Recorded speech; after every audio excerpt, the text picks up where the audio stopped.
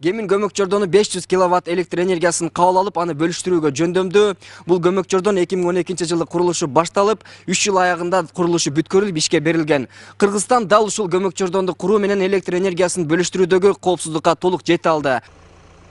Бул Кыргызстан үчүн акыркы 20 жылдагы эң ири долбоор жана маанилүү кадам болуп калды. Анткени өлкө аймагында электр энергиясын таратуудагы көз карандысыздыкка жете алдык. Дегеним, бизден негизги электр энергия өлкөнүн түштүгүндө өндүрүлгөндүктөн Токтогул ГЭСинен бир эле 500 киловатт линия Кара-Балтага келчү. Калган кубаттуулуктун бардыгы Өзбекстан, Казакстан аркылуу өлкөнүн түндүгүнө жеткирилип келген. Мындан ары электр энергия башка өлкөлөрдү аралабай, Таткадан Геминге түз келет. Азыр эгерде Токтогул ГЭСинен бүт Курпусай, Шамалдысай, Таш көмүр ГЭСинен чыккан электр энергиянын баарын ушу биздин эмеге түндүккө келген электр энергиянын баарын жарымын ушул подстанция алып атат да. Бир 50%-ин ушул через ошо Кемин подстанция аркылуу элге таратып берип атабыз.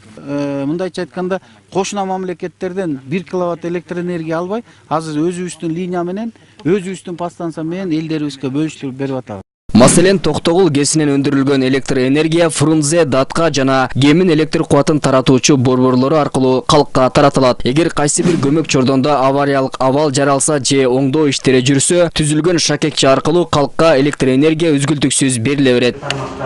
Жарык таратуучу борбордун курулушунун дагы бир маанилүүлүгү, буга чейин транзит үчүн коңшу мамлекеттерге төлөп келген 15 миллион долларды үнөмдөй алдык. Ошол эле учурда Кыргызстан Борбор Азиянын энергетикалык шакекчесинен чыккан жок. Кошумча жол катары колдонула берет. Келечекте өлкө электр энергиясын экспорттоого багыт алган. Алдыңкы жылдары Камбарата 1 ГЭСи жана жогорку Нарын ГЭСтер каскады бүтүп ишке кирсе, электр энергиясын сыртка экспорттоого Борбор Азиянын энергетикалык шакекчесинен жана Татка Геминден мааниси зор болот. Камбарата 1-2-ни мына азыр Кудай буйрса инвестор издеп азыр кура баштайбыз.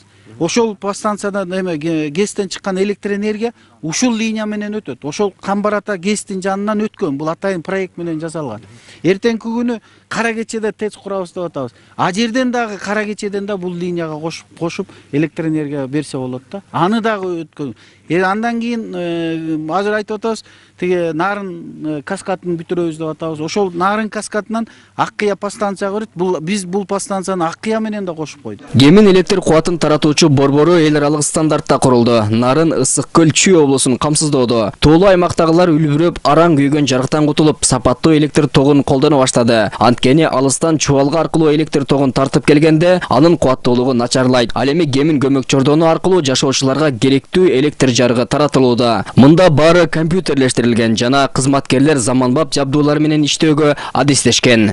Бул жерден кандай өзгөрүүлөр, өйдөнкү чыңалууларды жогорулатып же кичирейтип, же кубаттуулукту тең Нарын областына, Ысык көл областына, Чүйдүн чыгыш областтарына ушу жерден бөлүнүп кетет.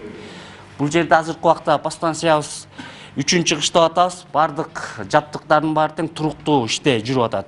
Мекемеде жалпы 30дай жаран эмгектенет. Гемин районунда тургандарды атайы кичи автобус жумушка ташып турат. Мындан тышкары электр тогун бөлүп берүүчү борбордун жанында жумушчулар үчүн батирлер салынган.